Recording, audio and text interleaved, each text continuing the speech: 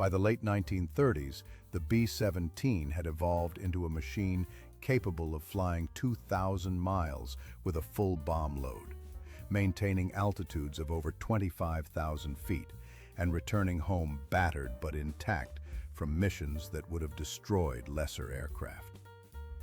It was a fortress in the sky, not only in name, but in substance. For the crews who would eventually fly these planes, training was grueling. Pilots learned to navigate by dead reckoning over featureless oceans and enemy territory. Bombardiers practiced hitting targets from high altitudes with mechanical precision, while gunners drilled endlessly on simulators and moving targets, preparing for the inevitable encounters with enemy fighters. Life aboard a B-17 was a mixture of monotony and terror. Long flights over Europe meant hours of staring at endless clouds, broken by the sudden adrenaline of combat. The cold at 25,000 feet was biting. Crews wore electrically heated suits, but even so, frostbite was a constant danger. There was little room to move, less room to relax, and almost no privacy. Yet bonds formed quickly. Humor, camaraderie, and a shared sense of purpose became as vital to survival as skill with the controls or the guns. The early missions for the 8th Air Force were a baptism by fire. Over Germany, the B-17s faced an enemy that had perfected anti-aircraft defenses and fighter interception. The Luftwaffe, initially incredulous at the heavily armed bombers, soon discovered that these flying fortresses could be more than nuisances. They were lethal and unrelenting. In the first encounters, German pilots were surprised at how aggressively B-17 gunners defended their planes. Entire formations of fighters were repelled not just by skillful piloting, but by concentrated fields of fire from well-positioned gunners. The B-17's defensive philosophy was simple: mutual protection. Flying in tight formations allowed overlapping arcs of fire, turning a group of bombers into a moving fortress that was exponentially harder to destroy than a single plane. But the reputation of the flying fortress was built on more than just armament and tactics. It was built on resilience. Stories poured in from returning crews of planes riddled with flak, engines ablaze, and fuselages torn apart. Yet somehow, they made it home. One famous tale recounts a B-17 nicknamed All-American that returned from a mission with nearly half its tail section shot away. Yet the crew managed to land safely. These were not just machines. They were floating symbols of ingenuity, endurance, and sheer stubbornness. For the men in the Luftwaffe, facing a squadron of these aircraft was a lesson in humility and fear. No longer could a single fighter pilot expect easy kills. The flying fortress demanded respect. The psychological impact of the B-17 on both sides of the conflict cannot be overstated. German pilots, once confident in their air superiority, now faced a new calculus. Attacking a B-17 alone was often suicidal, and even coordinated attacks carried high risks. For the American crews, each mission was a test of nerve. Flying into hostile skies meant confronting flak that could tear a bomber apart, fighters that attacked in waves, and the ever-present possibility that their plane would be the one to fall behind the formation. Falling behind, even briefly, often meant death or capture. Yet the courage of these crews became legendary, and their tales of endurance, sacrifice, and humor in the face of danger became the stuff of legend. It was not just combat that defined the flying fortress. It was the way it changed the air war. B-17s enabled strategic bombing on a scale previously unimaginable, reaching deep into enemy territory and striking factories, oil refineries, and transportation hubs critical to the German war machine. Planners had long debated whether high-altitude daylight bombing could be effective, given the risks. But the B-17 proved that precision and perseverance could achieve results. Every mission was a balance of risk and reward, a testament to the courage of crews who knew that their actions had consequences far beyond their own survival.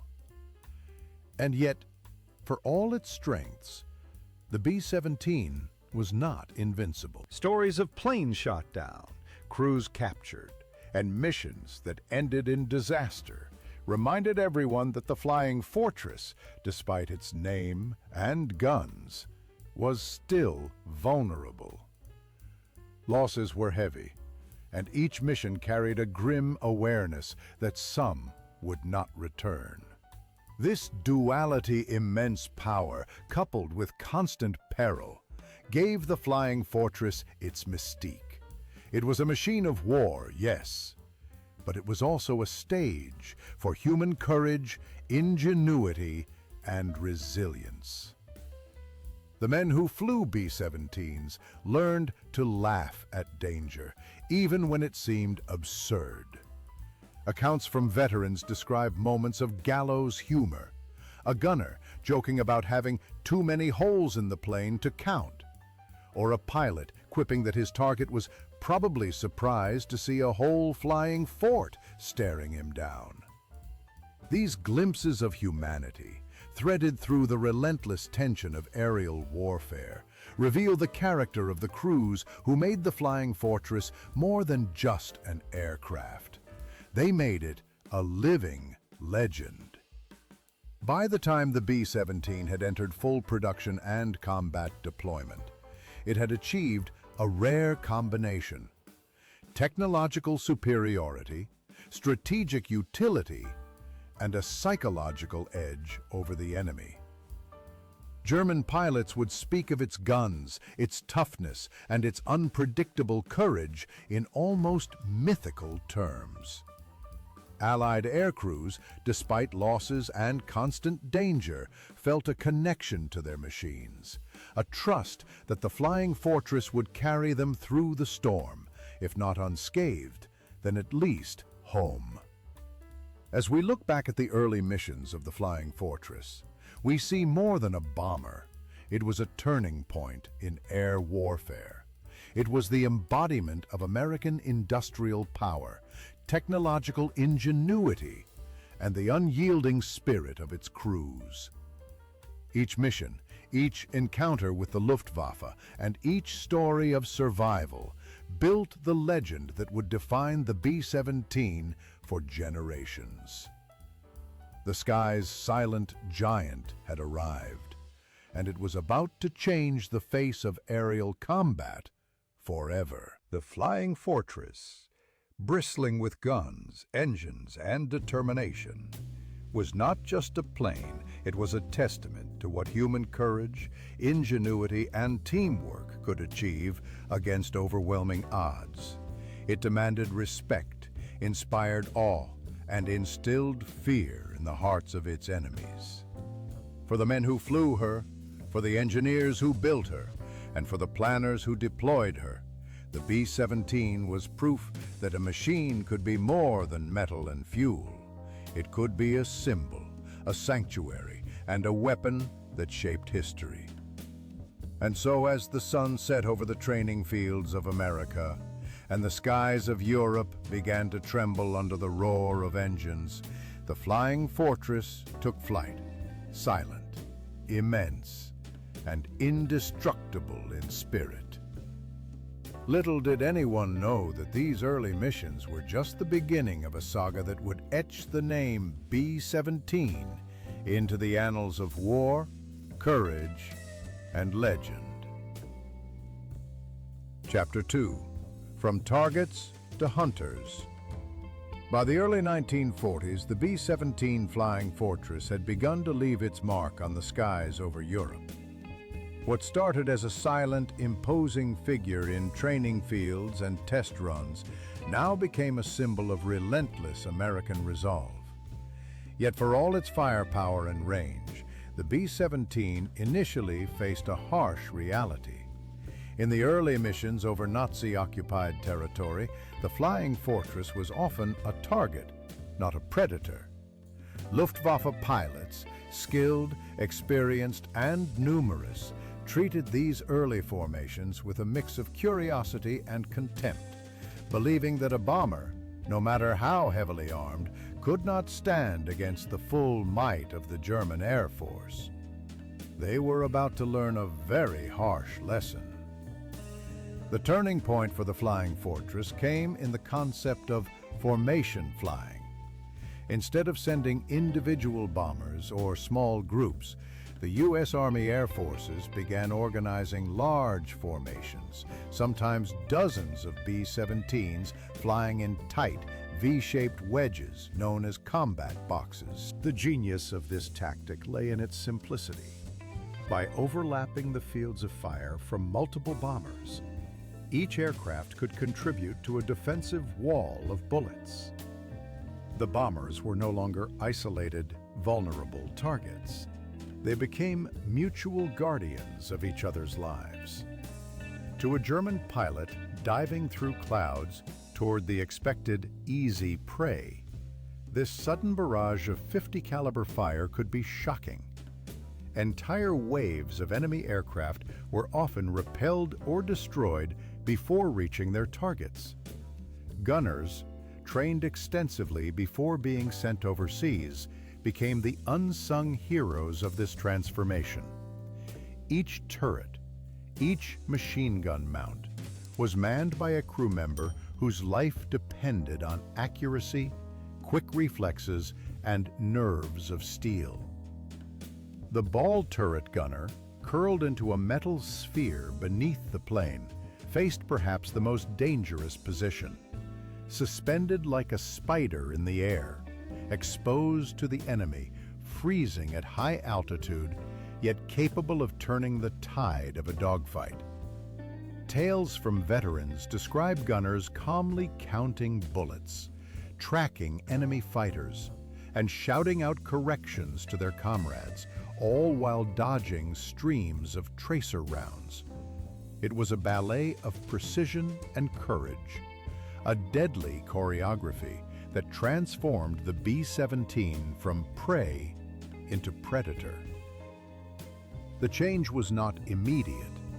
Early missions over France and the Low Countries were brutal. Crews flew through dense flak, witnessing aircraft around them torn apart, with smoke and fire marking the sky.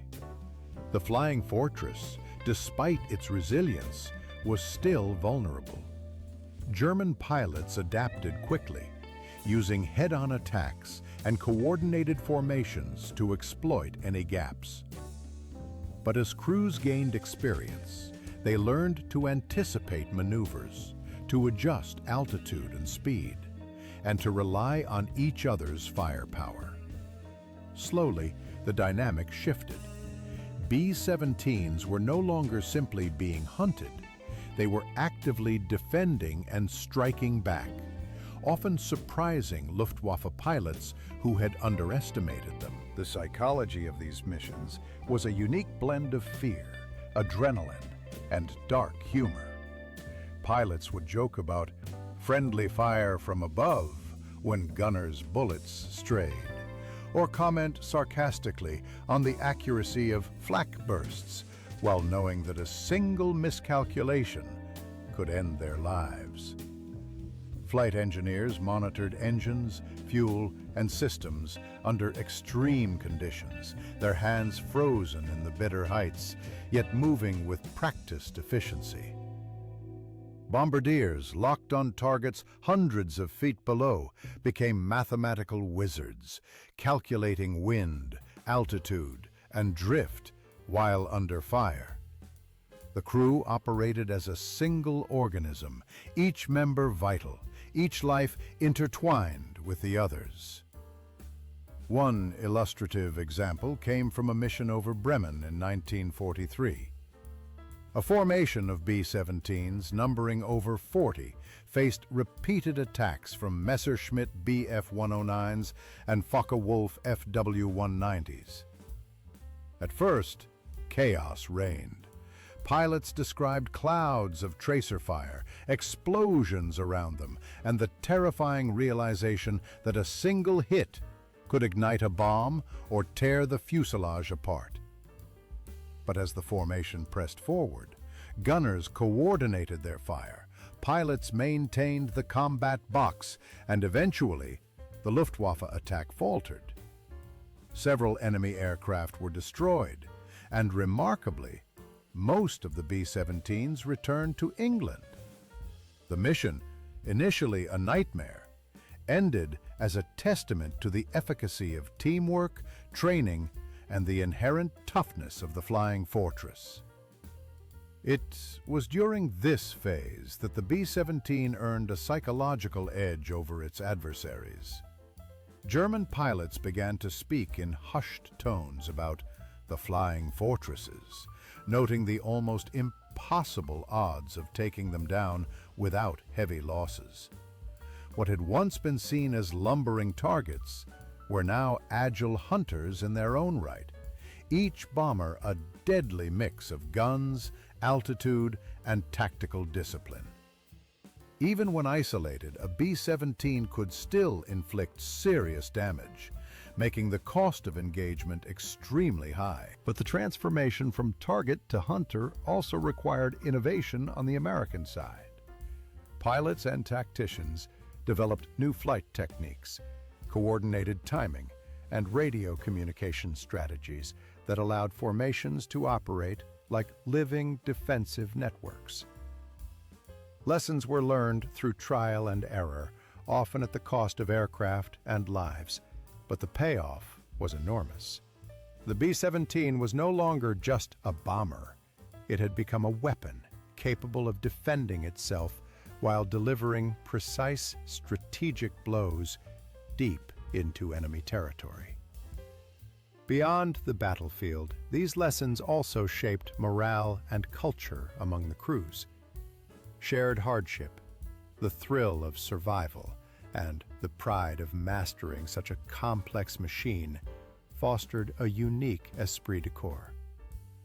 Veterans would later recall moments of levity, singing in unison to pass the time, creating playful rivalries between gunners, or joking about how many holes it takes to keep a flying fortress honest, humor acting as a shield against the constant pressure of combat. This combination of bravery, ingenuity, and camaraderie became the hallmark of B-17 operations. The transformation of the Flying Fortress from prey to predator had long-term consequences.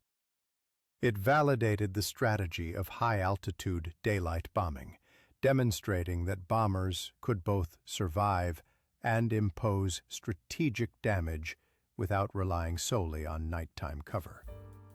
It forced the Luftwaffe to divert resources, rethink tactics, and recognize the formidable skill and resilience of American airmen. And for the crews themselves, the lessons learned in those skies, discipline, trust, adaptability, and courage, would define them for the rest of the war and for the rest of their lives. By the end of 1943, B-17s had firmly established themselves as hunters in the skies over Europe. While losses were still significant, the psychological and tactical shift was undeniable. No longer passive targets, flying fortresses actively controlled the engagement, exacting a toll on enemy aircraft and shaping the aerial battlefield. They had become symbols of American industrial power, technological ingenuity, and human courage, teaching the Luftwaffe that the era of easy victories was over. As these early missions concluded, one thing became clear. The Flying Fortress was not just a bomber, It was a statement. It told the world that the United States could project power across continents, that technology and human skill could combine to produce machines capable of both offense and defense, and that courage, training, and mutual support could turn even the most vulnerable into hunters. The transformation from target to hunter marked the beginning of the B-17's legendary status. German pilots who had once underestimated the aircraft would never forget the withering firepower, the discipline, and the indomitable spirit of the crews who manned these flying fortresses. And for the men of the 8th Air Force, every mission, every maneuver, and every successful return became a chapter in the story of how ordinary men, flying a marvel of engineering, could face a seemingly invincible enemy and emerge not just alive, but victorious. Chapter 3: Blood in the Skies. By 1943, the skies over Europe had become a vast and deadly chessboard, and the B-17 Flying Fortress was at the center of nearly every game. These were not simple bombing runs. They were massive, meticulously planned operations that required coordination among dozens, sometimes hundreds of aircraft. Every mission was fraught with danger. Anti-aircraft fire, commonly referred to as flak, rained down in iron bursts from the ground, tearing holes in fuselages, puncturing fuel tanks, and sending shrapnel through anything that stood in its path. Above, swarms of German fighters lurked like shadows, ready to exploit even the smallest lapse in formation or concentration. The air was a war zone in 3 dimensions, and the Flying Fortress crews had to survive it or die trying. The true test of a B-17 crew's mettle came when planes fell behind the main formation. A single bomber, isolated from its protective wall of fire, became a floating target, and history shows how deadly that could be. Some pilots called it the thin red line, the boundary between survival and annihilation. Those who lost altitude or struggled with engine trouble often found themselves facing multiple enemy fighters simultaneously.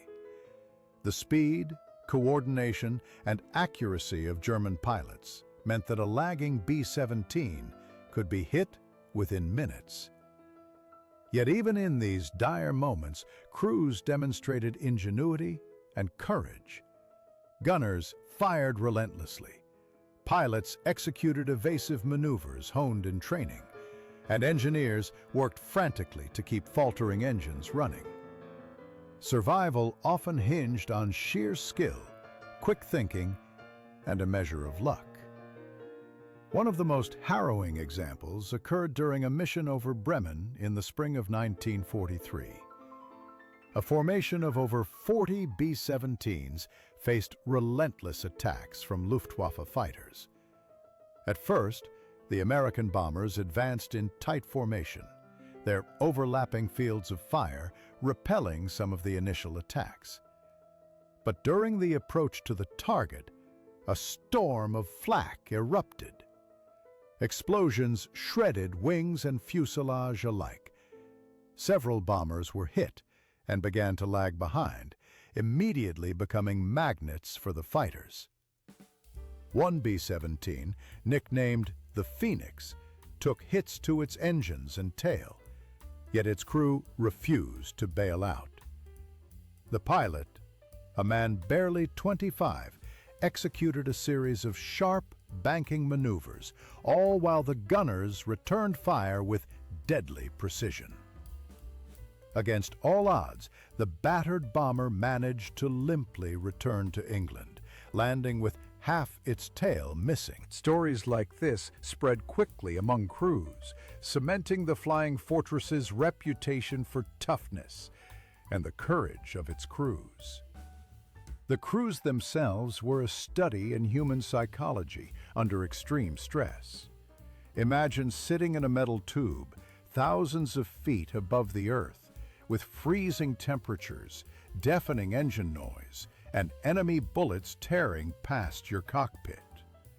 Each man had a specific role: pilot, co-pilot, navigator, bombardier, engineer, radio operator, and a variety of gunners, including the notoriously exposed ball turret gunner. The ball turret was a small spherical compartment beneath the fuselage, so cramped that the gunner had to curl into a fetal position to operate it. Suspended hundreds of feet above the ground, he was essentially alone in the sky, with nothing to shield him from the cold or the enemy. Yet it was here, in the most perilous spot, that some of the bravest men in the war operated with remarkable precision, saving not only their plane, but often others in the formation.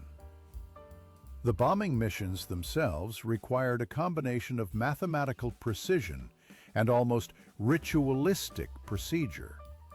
Bombardiers, armed with the Norden bombsight, a marvel of pre-digital engineering, calculated altitude, wind speed, and drift to drop their payloads on factory rooftops, rail yards, or bridges, all while under fire.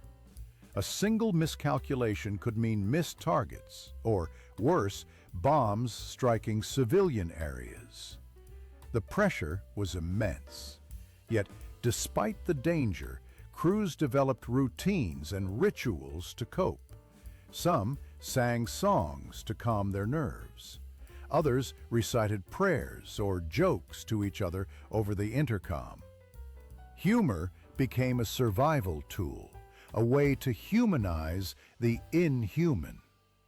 The Luftwaffe quickly learned that attacking a formation of flying fortresses was no simple task.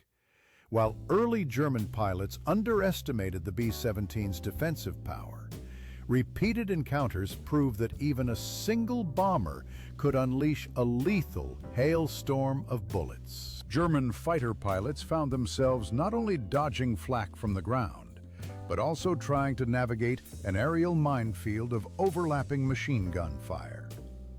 The result was often catastrophic for the attackers, with losses mounting against the supposed easy targets.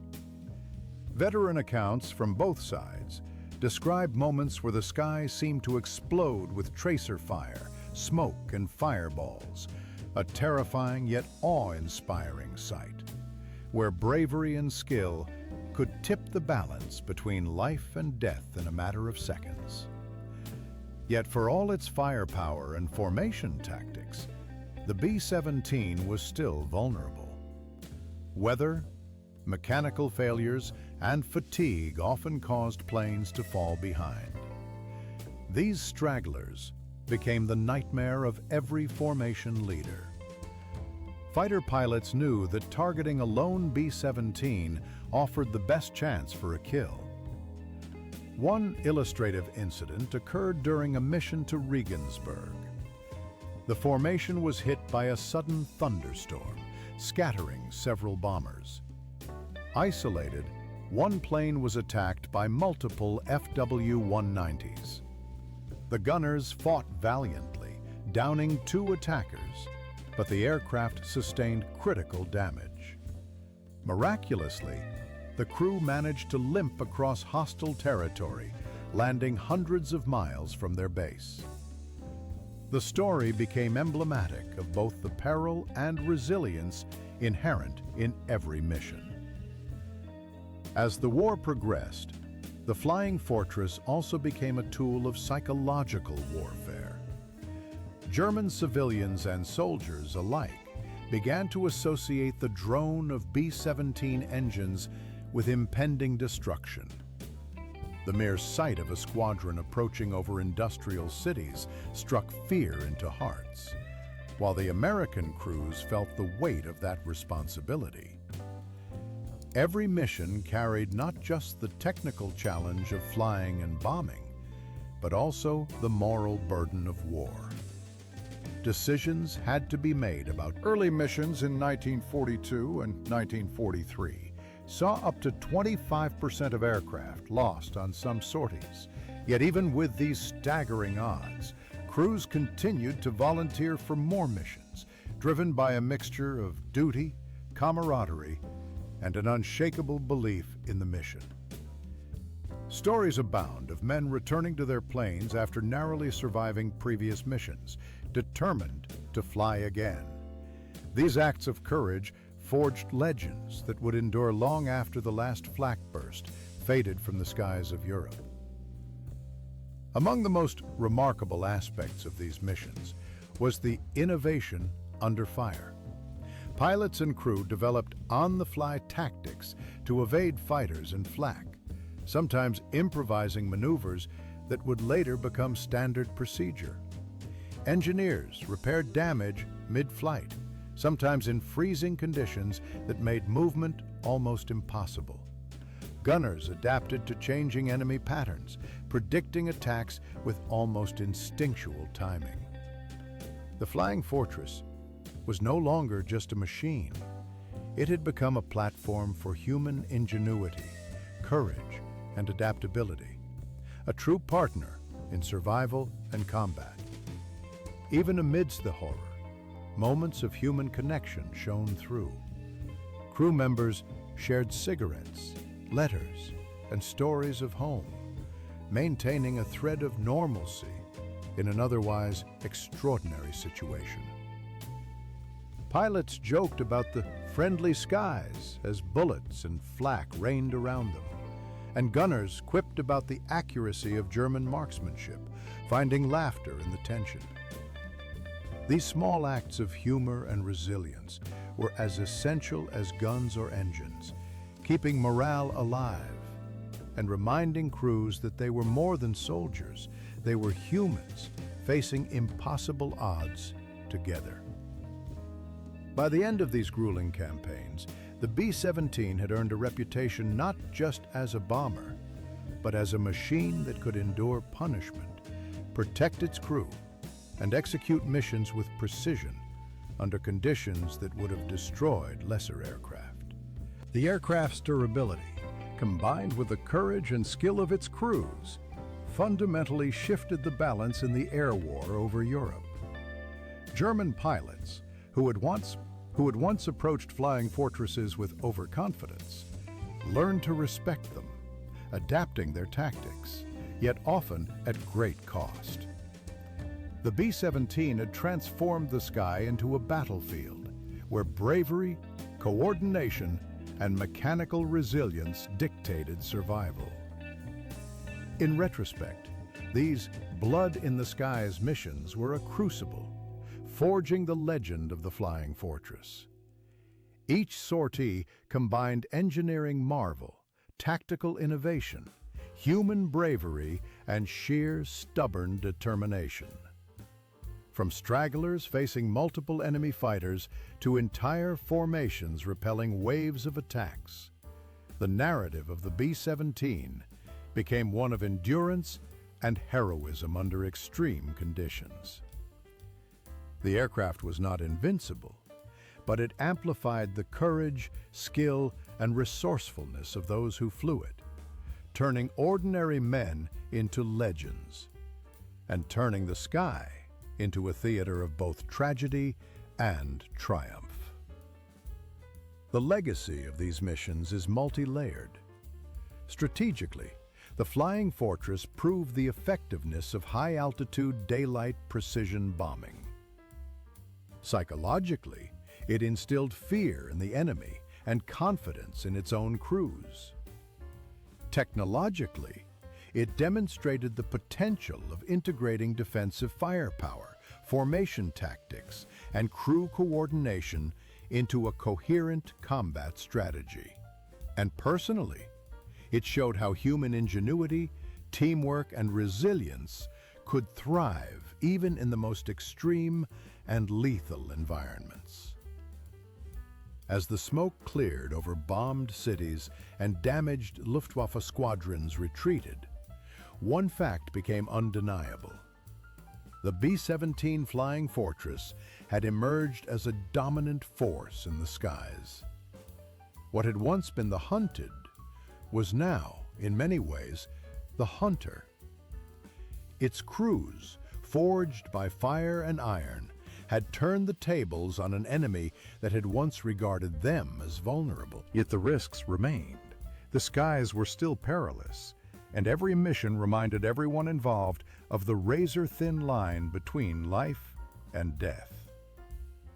By the time these campaigns concluded, the Flying Fortress had etched itself into history, not just as a bomber, but as a symbol of courage, determination, and the extraordinary achievements of human beings facing unimaginable challenges.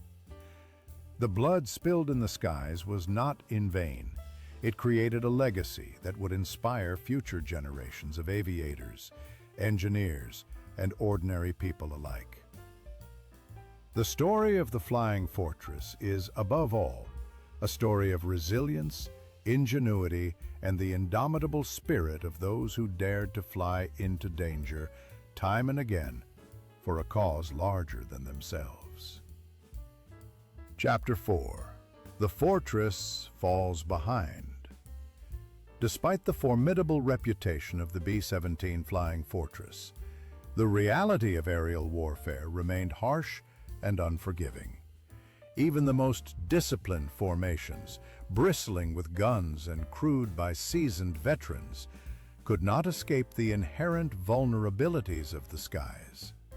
When a flying fortress fell behind its formation, whether due to mechanical failure, battle damage, poor weather, or human error, it became a solitary target, exposed to the full force of the Luftwaffe.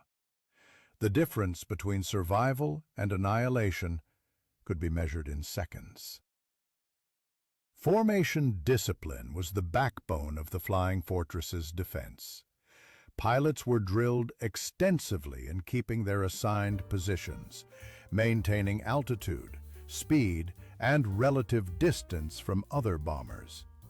The overlapping arcs of defensive fire from the combat box were only effective if every plane stayed in line.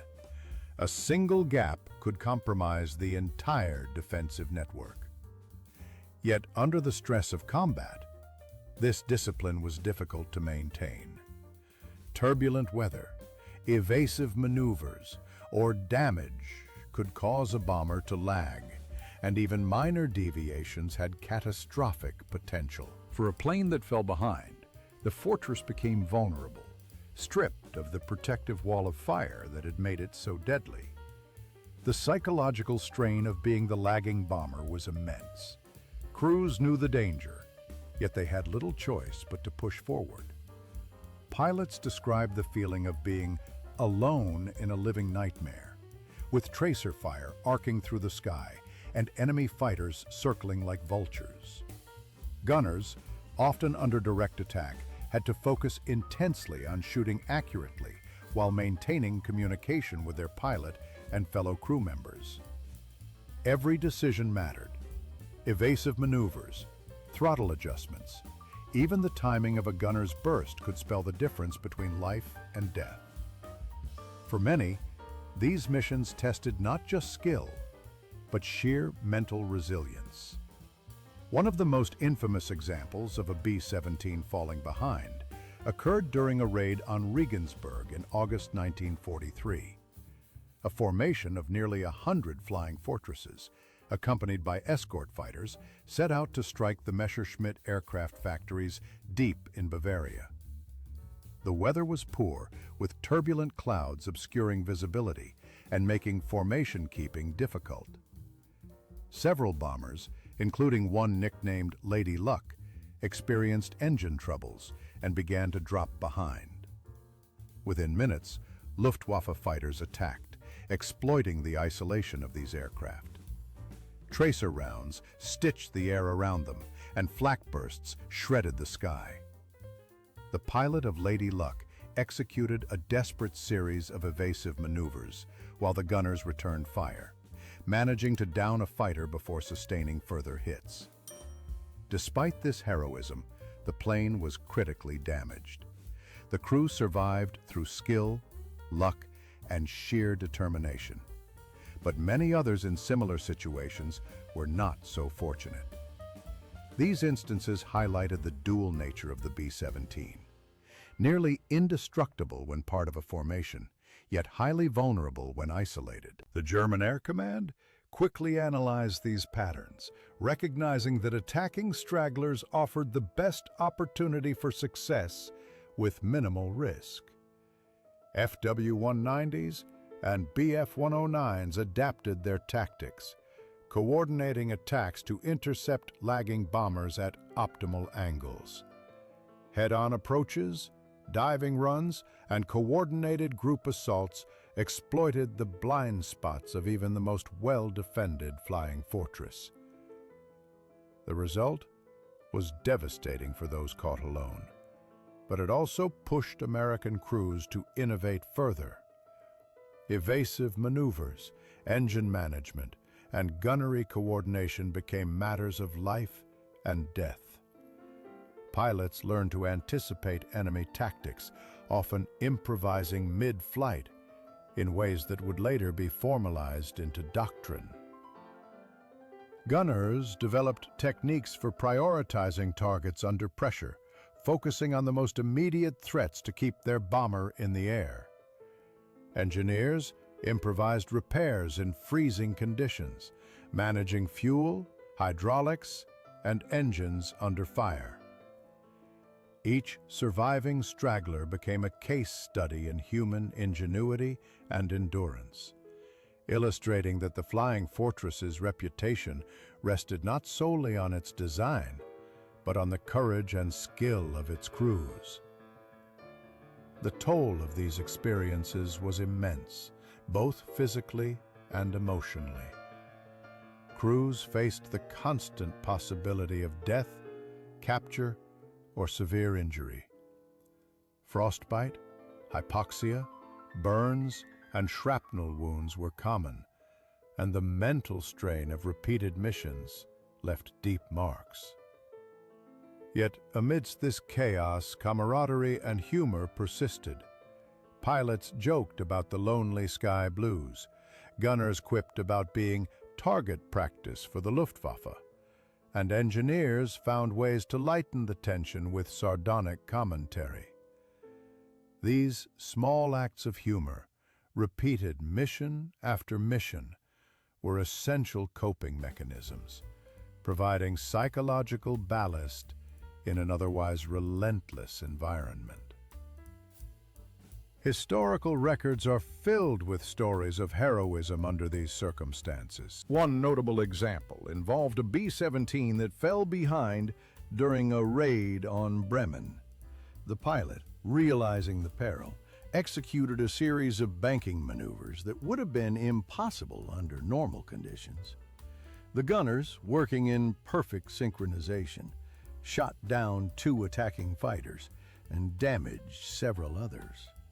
The plane sustained massive structural damage, yet every crew member survived, and the bomber returned to base.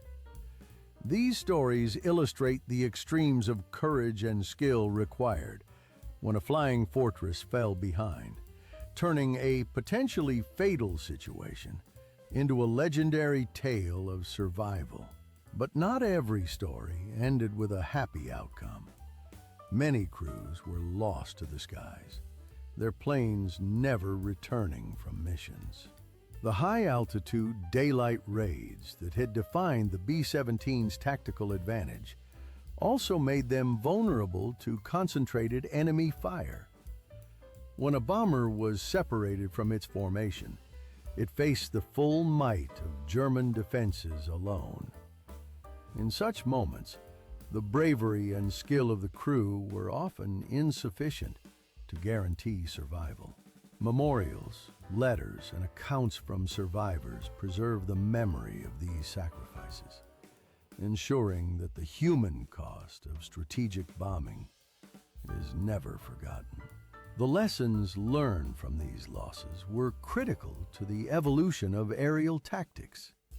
American commanders adjusted mission planning, emphasizing strict formation discipline, improved escort fighter support, and contingency procedures for lagging aircraft. Crews received enhanced training in emergency maneuvers, engine troubleshooting, and coordinated gunnery. The B-17, once seen as an invincible machine, was now understood in its full complexity. Powerful, resilient, but still reliant on the human element for survival. The Flying Fortress was a fortress only when its men acted in concert, when discipline, skill, and courage fused into a single entity capable of withstanding the onslaught of enemy fire. The human stories behind these incidents are what give the Flying Fortress its enduring legacy. Veterans recount moments of fear, ingenuity, and compassion. Crews would share rations with injured comrades, stabilize fires with makeshift methods, and maintain morale even as the plane shuddered under enemy assault. Letters home reveal the tension between terror and duty, illustrating how ordinary young men confronted extraordinary circumstances. Humor, rituals, and shared storytelling became lifelines, a way to assert humanity in an environment designed to strip it away. One of the most poignant examples involves the final moments of a B-17 nicknamed All-American. During a mission over Germany, the bomber fell behind due to engine damage. Surrounded by fighters, the crew executed maneuvers that would have been textbook in any training manual, yet the plane was critically hit. The pilot ordered the crew to bail out, but only after ensuring that each man had a chance to escape. The bomber crashed into the countryside, leaving behind a legacy of bravery, coordination, and selflessness that exemplifies the ethos of every Flying Fortress crew. The vulnerabilities revealed when Flying Fortresses fell behind did not diminish their reputation. Rather, they humanized it. They demonstrated that even the most technologically advanced war machines rely on human skill, judgment, and courage. Every loss prompted refinement of tactics. Every successful evasion became a case study in aerial warfare, and every act of heroism contributed to the growing legend of the B-17. By the end of these missions, it was clear that the Flying Fortress had transformed aerial combat, not merely through firepower and armor, but through the extraordinary resilience of its crews. The planes that fell behind, the crews who fought against overwhelming odds, and the lessons learned from each engagement all contributed to a richer, more nuanced understanding of the air war. The B-17 was no longer just a bomber. It was a platform that amplified human courage, a testament to ingenuity under pressure, and a symbol of the extraordinary lengths men would go to protect each other and achieve their mission. The Flying Fortress's story during these perilous missions serves as a reminder. In war, no machine is invincible, and survival often depends on adaptability, teamwork, and the indomitable human spirit. The lessons learned in these skies would echo through every mission thereafter, shaping strategy, tactics, and the legacy of one of the most iconic aircraft in history.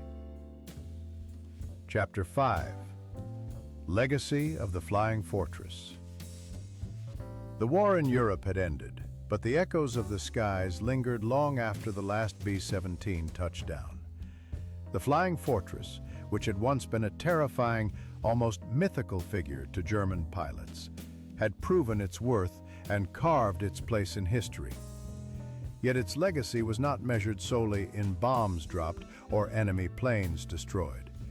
It was measured in the men who flew her, the missions that tested their courage, and the indelible mark she left on both warfare and human memory. For the crews who survived, the return to civilian life was not always easy. Many carried the invisible scars of combat, memories of comrades lost, nights spent in freezing cockpits, and the constant awareness of mortality. Veterans recounted nights when tracer fire cut through clouds, when anti-aircraft flak shredded their planes, and when split-second decisions saved or doomed their lives. They remembered the thrill of evading fighters, the silent tension of approaching enemy territory, and the camaraderie forged in impossible circumstances. Letters home and memoirs reveal a duality, the joy of survival intertwined with grief for those who never returned. Humor, once a necessary tool for coping in the skies, became a thread that connected past to present. Stories told in bars, veterans gatherings, and classrooms, preserving the humanity that had carried them through. The B-17 itself became more than a machine. It became a symbol of resilience and ingenuity. Engineers marveled at its durability. Historians chronicled its role in strategic bombing.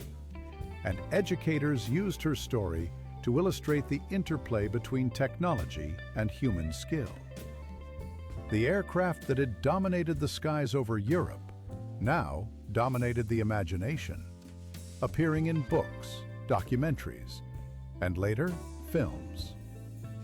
Every dented fuselage, every missing tail section, every scarred turret told a story of survival against overwhelming odds. The Flying Fortress was a testament to what could be achieved when engineering excellence met human bravery. Strategically, the impact of the B-17 was profound. It validated the doctrine of daylight precision bombing, reshaping air campaigns and influencing post-war aviation. Cities and industrial centers that had once seemed untouchable were vulnerable to high-altitude raids, and enemy forces had to adapt to the threat posed by a formation of well-defended bombers. Losses were heavy, but the cumulative effect of missions disrupted supply lines, crippled production, and forced the enemy to divert resources to counter the threat. In this sense, the Flying Fortress contributed not only to tactical victories, but also to a broader shift in the dynamics of war. A shift in which technology, strategy, and human courage intersected in unprecedented ways. The men who flew B-17s carried these lessons into their post-war lives. Some remained in the military, contributing to the development of the U.S. Air Force and training future generations of pilots and engineers. Others returned to civilian careers, applying the discipline, focus, and problem-solving skills honed in the cockpit to industries as diverse as aviation, engineering, and business. Many became storytellers, preserving the narratives of their missions and ensuring that the heroism of their crews and the sacrifices of those who did not return would not be forgotten. Veterans associations and reunions became living archives where history was not only studied, but lived and experienced through the memories of those who had survived. The Flying Fortress also left a legacy in technology. Its design principles influenced post-war aircraft, particularly in areas of structural durability, crew ergonomics, and defensive firepower. Lessons learned from formation tactics, gunnery coordination, and long-range bombing missions informed both military strategy and the engineering of future bombers. The aircraft's influence extended beyond the battlefield, inspiring innovations in civil aviation, cargo transport, and aerial reconnaissance.